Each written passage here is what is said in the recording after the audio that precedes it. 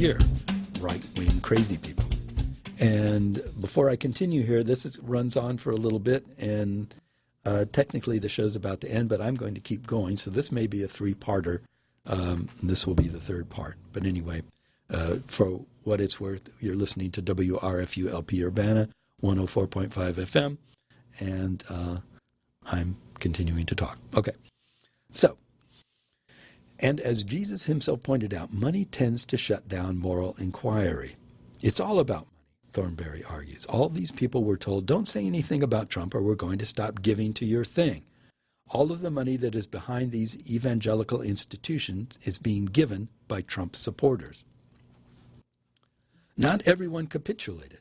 There were still those who balked at the idea of stumping for a man who famously referred to the biblical book 2 Corinthians as 2 Corinthians, and who once opined that he had never had the need to ask God for forgiveness. In a much-debated blog post titled Decency for President, Christian author Max Lucado wrote, if a public personality calls on Christ one day and calls someone a bimbo the next, is something not awry? Likewise, Pastor Tim Keller worried in The New Yorker about the damage Trump had done to the very word evangelical. And Russell Moore, president of the Southern Baptist Convention's public policy arm, the Ethics and Religious Liberty Commission, referred to Trump as an arrogant huckster and called the support evangelical leaders offered him a disgrace. Moore was quickly chastised. More than 100 churches threatened to cut funding to the SBC, and some left the denomination altogether. Immediately after the election, all of the big Southern Baptist megachurch pastors called Moore up and said, you are to shut up about Donald Trump or you're out of a job, says Thornberry. And from that point on, Russ has not said anything.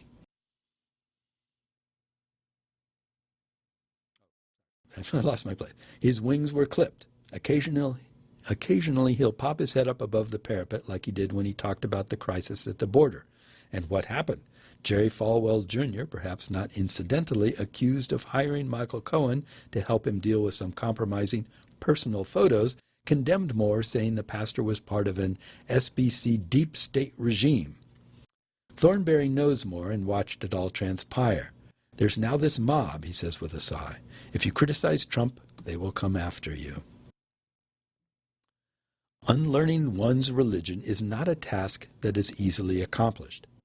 I had to leave America to manage it. I was in my early 20s, living in London, when my mother called to inform me that if I did not cast my absentee ballot for George W. Bush, I could not possibly be a real Christian. She was adamant, unyielding. So entwined had the policies of the Republican Party become with her faith that it seemed to me she could no longer untangle them. And I think this is a really interesting point. And we'll circle back to this later, but this is something that has happened to a lot of people.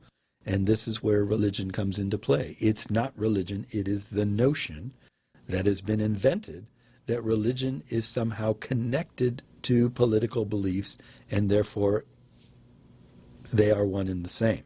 It is a very dangerous thing. We see that in other countries around the world. Anyway, though I didn't mention this to my mother, my own faith hung in the balance. Once out from under my parents' roof, the nuance of experience had washed over me.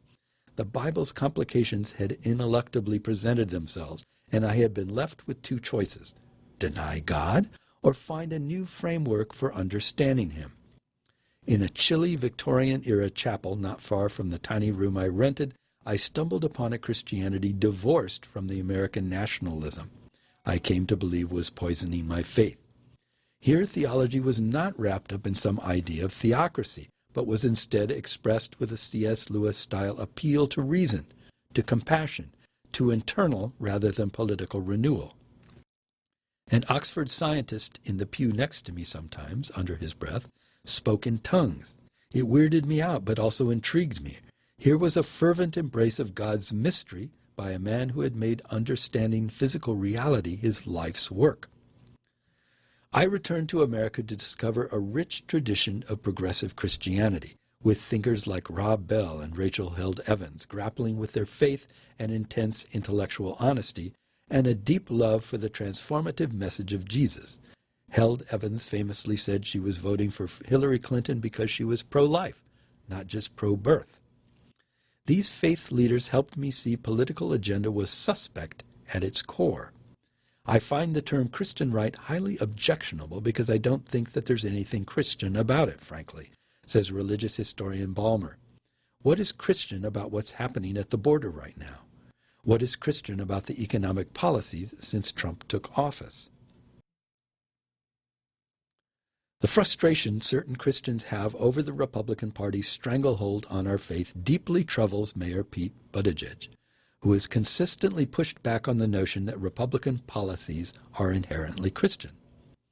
It makes me think of the contortions of the priests and the scribes who justify the unjustifiable and are among those who actually managed to get under the skin of Jesus in Scripture and draw not only rebuke but even irritation and sarcasm out of him, says Buttigieg, who is both Christian and a gay man.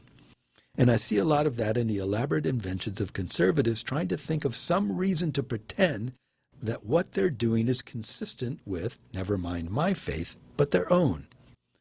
On the campaign trail, Buttigieg has argued in favor of Christianity of compassion and called for us to love our neighbors no matter who they might be. It matters what effects these interpretations of religion have in the world, he told me. Do they serve to heal or harm? Do they serve to unify or to divide? That tells us something about the truth underneath. It is a reasonable point if your ultimate concern is creating a more harmonious society, but conservative Christians often have a different goal in mind. The wedge issues have become so ingrained in their conceptions of morality that they view them as issues paramount to not just individual salvation, but to the country's salvation as a whole. In other words, for the God-fearing evangelical, gay marriage, abortion, and the evils of socialism, as opposed to racial injustice, family separations, or income inequality, put America squarely in the path of the wrath of God. Part of the Old and New Testaments imply very strongly that there's not just a judgment of individuals, but there's a judgment of nations, says historian Diana Butler Bass. People who sin are keeping the nation away from a moral goodness that needs to be present because they think that God's coming back and is going to destroy everything, and they want America to be on the right side of that equation. They want to stand before God and say, we did our will, we did your will, we created a godly nation, and we're the remnant, we're your true people. For an outsider, this may seem extreme, even unhinged. That would be me. But it's what televangelist Pat Robertson was talking about when he blamed 9/11 on abortion or Hurricane Sandy on gay marriage.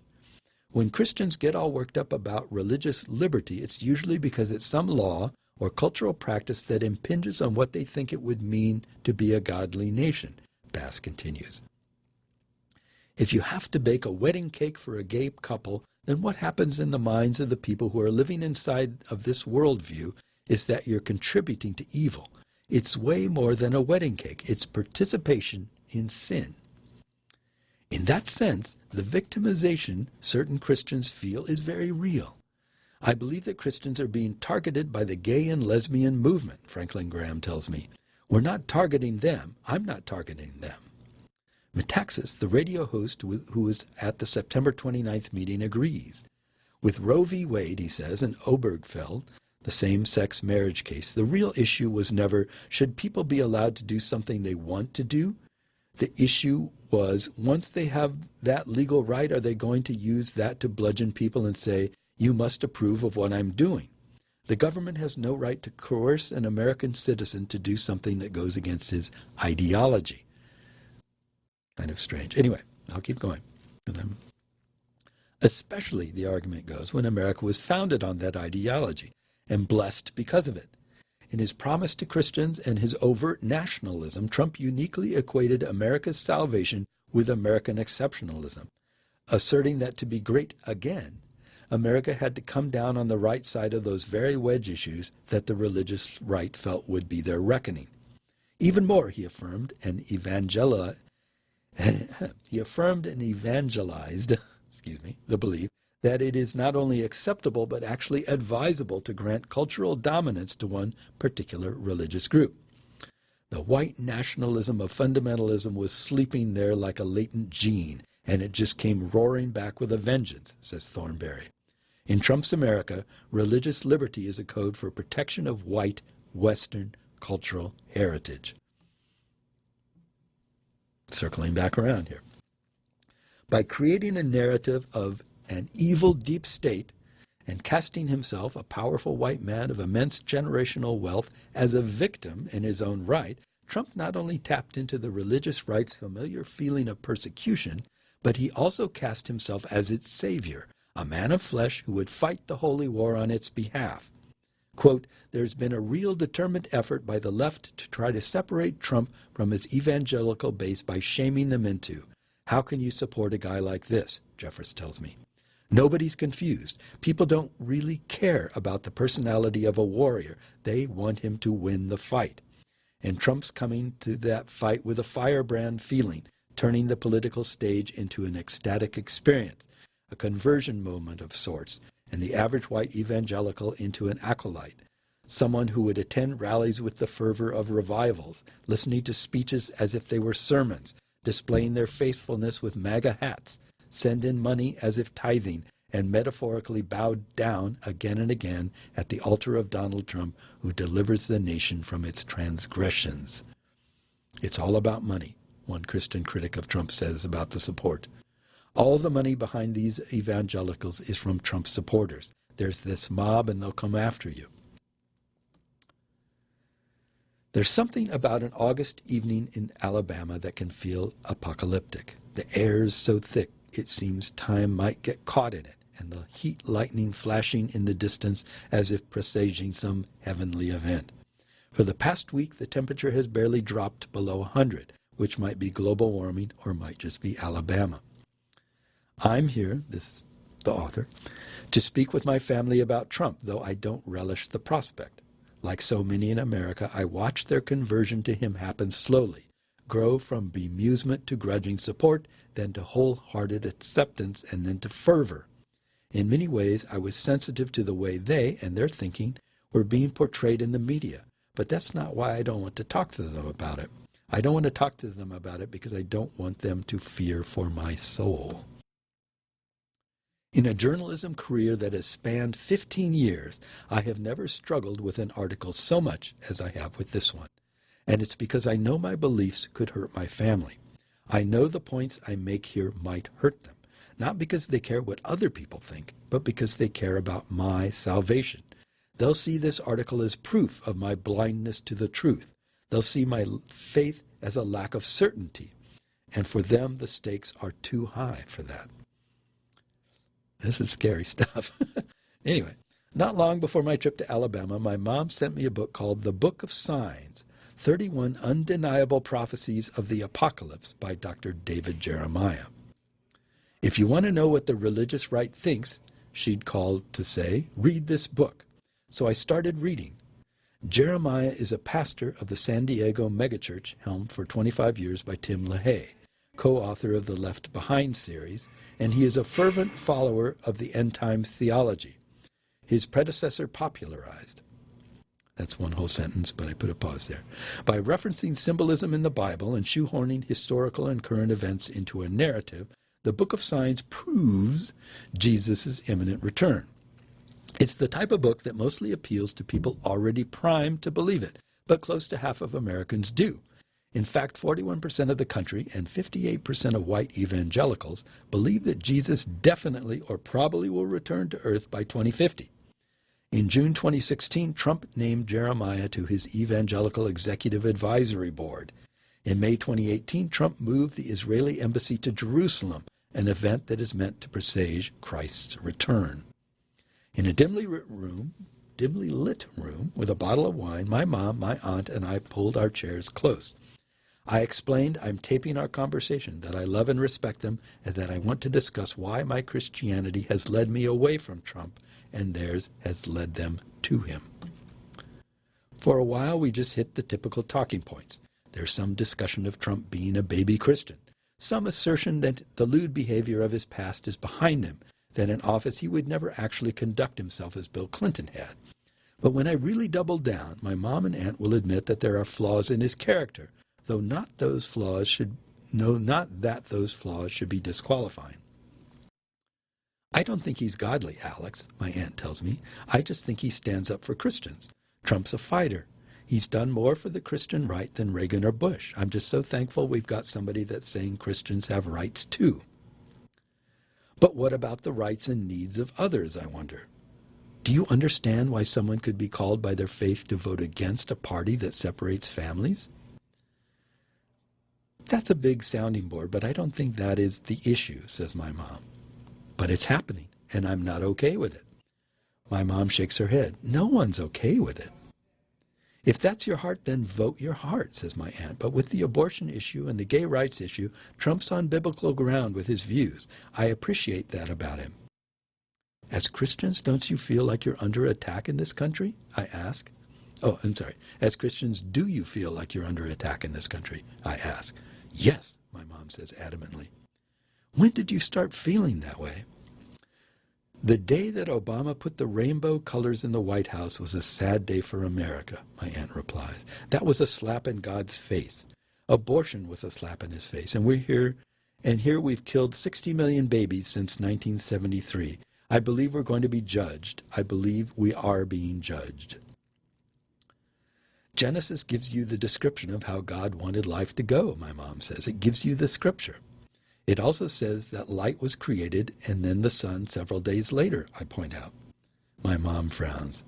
Are you going to say that you know how the world was created more than God? For several hours, the conversation goes on in this vein. I try to put myself in their shoes, to cast about for an issue in which the stakes are existential, but the warning signs disregarded. Do you think because Jesus is coming soon that the environment doesn't matter? I eventually ask. Alex, the earth is going to be all burned up anyway, my aunt says quietly. It's in the Bible. But according to billions of people, the Bible is not necessarily true. All we can do is love them. No, we can cut back on carbon emissions. There are a lot of things we can do. It doesn't matter. We're not going to be here. I try to think of how to reframe the conversation. Imagine that you are someone who thinks that God doesn't exist. You can't say to that person, don't worry about the fact that we're ruining the world that your children and grandchildren live in because this thing that you don't believe in is going to happen. That's not an argument a government can make. Who's in charge of the climate, my mom interjects? Who brings the sun out in the morning? You cannot base national policy about what is happening to the environment on one group of people's religion, I answer. Finally, my aunt put her hand on my knee. Her eyes are tender and her voice soft and trembling with emotion. I just want them to know the truth. And it's moments like this that shut the conversation down because I believe her. I believe with faith and certainty that this is what motivates her, politically and otherwise. All we can do is love them, she told me. In her mind, this was not about the history of evangelicalism or the Republican Party or American exceptionalism or Christian nationalism or how we got here. This was about her view of love, a tough love that would offer America salvation. By the time my family hug each other tightly and say goodnight, it is well past midnight. The cicadas hum outside like blood rushing to the ears. The darkness is heavy. We go to sleep saying prayers for each other, which is the only thing left we can do. So I wanted to read this whole thing because it gets at this point, this conflation of religion and politics, this blending to the point where there are people whose religious beliefs have become intertwined with their political beliefs, and they can't separate the two. They cannot intellectually say, oh, well, this is a religious belief, this is a political belief. They see them as so interconnected that they create stories that draw them even further together and make them become even more tangled to the point where they believe that their political beliefs are their religious beliefs. They are one and the same, and they are synonymous.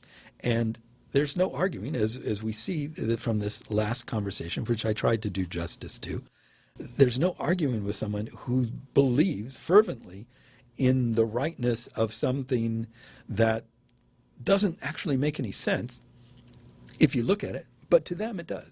It makes perfect sense. And really, if I believed some of the things that these people believe, not just these people, but from the earlier story, the very first story about the Trump believers, I would be alarmed. I would feel desperate. I would feel all those things too. The problem is that you can't convince people like this. You have to try to convince people that are not so securely wedded to their belief system. These people are going to believe what they're going to believe. And when the events that transpire in the future prove them to be wrong, they will come up with some way of folding that in so that it makes sense. So when the world doesn't end in 2050 or whatever year, they will have forgotten about that, or they will have just moved on to, some new way of saying, oh, well, I wasn't quite right about that, but it was, we're close. We're getting close now. We weren't there before, but now I see that we're really close. When you believe something that fervently, and your beliefs are based on faith, not critical thinking, not logic, not evidence, but emotion. Really, this is mostly emotion, is where this stuff comes from. And logic and evidence don't really enter into the equation at all. They're not something that becomes part of the conversation or becomes something that needs to be considered, because that's not where belief comes from. That's not where this kind of belief comes from. I mean, we believe things for different reasons. I believe my impressions of the world. I know where I live. I know what the sky looks like. I know that this desk is solid. All these different things. There's a lot that we believe through personal experience. But that's a tricky slope right there, because your personal experience with, say, a person of a different faith or a different ethnicity or something like that, you may have had a bad experience with that person, and you may extrapolate from that into like, well, I know from personal experience that you can't trust these people. The flaw in your logic is these people, is conflating all people who remind you of this one person you had a bad experience with as being the same and therefore untrustworthy. It's the critical thinker is able to look at their statements, their thoughts, their belief systems, and tease apart these little logical fallacies, these flaws in the flow of logic. So there are stumbling blocks. There are lots of ways to fall into these holes and become confused. So one must continually reappraise what they believe. One of the great things about this show for me is that I am called upon weekly or bi-weekly, or however often I manage to get around to doing this, to try to think of something to say about this topic. And so I search for information. And I have to search all over the place. It took me almost the whole day today to do this. I really spent a large part of my day finding this stuff and putting it together in order to make this point. And it can take a lot of effort, but the good thing about it is it forces me, through reading these views of other people and seeing these opinions and reading about what's going on and seeing what people are doing, to dig further. Here's a little history in this one about the transformation of the so-called Christian right, how that became formed and how it became part of the Republican Party. I already knew this stuff from previous research, but it was interesting to run into it again and to see the progression and go, oh, that wasn't inevitable. That was not one of these things that just came about spontaneously. It was considered, it was thought about, it was planned, and it was executed. Anytime something is really successful like that, there's a certain amount of natural flow that's involved. So there was a natural way that these people could take these issues and massage them and turn to the party leaders and say, okay, these people are primed to follow you, but you need to kind of turn your rhetoric this way, and then they'll meet up. So it's both sides coming to the middle to meet and form something that wasn't there before. But it's not forever, and it's not impossible to pull it apart, but it's going to take some time, because there are people who firmly believe this stuff now and who are convinced that they are correct. So anyway, I've gone on and well over my time, but I wanted to get all of this in because this is an important topic. It is really important to realize what's going on, what people are thinking, and why, because as we move forward, the country is approaching a breaking point of some sort. I don't know what it is. I don't know if there's going to be a revolution. I don't know if there's another civil war in the offing. I don't know what is ahead of us, but something, somewhere, is going to have to give. As people push for what they believe in, it's different from just pushing between two arguments that you think, okay, here are two paths to get us to the same goal. We all want to be over there. I think we should go this path that goes kind of over the hill, because we stay away from the water and we won't get wet and stuff. But these people think that we should take this lower path because it's shorter, and yeah, we might have to wade through some water, but we'll get there faster. I mean, that's the kinds of questions you can have all day long, and those are perfectly reasonable discussions. How to get to the same point using different means. That's what our political parties should be based around, is we should have a common vision for where we want to end up. We want to be prosperous. We want to be healthy. We want to be happy and free and able to lead our lives with dignity and purpose. You know, all these different things. That should be our goal. But instead, we are actually being pulled in different directions so that we have a different set of goals. These people that are being discussed in this last story have a completely different set of goals and ideals for where this country should be going than I do. Completely different. There's no way that I want to get to where they want to go to. So it becomes not a question of whose method of getting there is better. It becomes a question of who gets to decide where we're headed. And that's where the big question is right now. Who gets to decide which direction this country goes? I think most people want it to go in a way that's similar to where I'm pushing, but the people that really want it to go this way it's going right now are really, really desperate, and they are not afraid to do anything. Basically, they're breaking the law, they're bending the law, they're doing whatever they can to force it in another direction. I don't know where that leads us, but so far it's not an enviable thing to be dealing with, and it's a difficult topic. So anyway, I've totally run out of time several times over. This is now part 3 of this show. So we'll be back eventually at some point to finish it off or to do another one. But for the moment, you have been listening to CU Immigration here on WRFU LP Urbana 104.5 FM, and we'll see you later. Bye-bye.